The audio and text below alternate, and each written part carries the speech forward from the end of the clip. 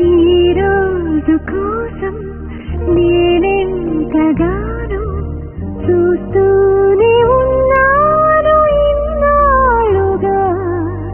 మౌనాలు అన్నీ మాట్లాడుతుంటే కనువింతుగా ఉంది తొలిసారిగా.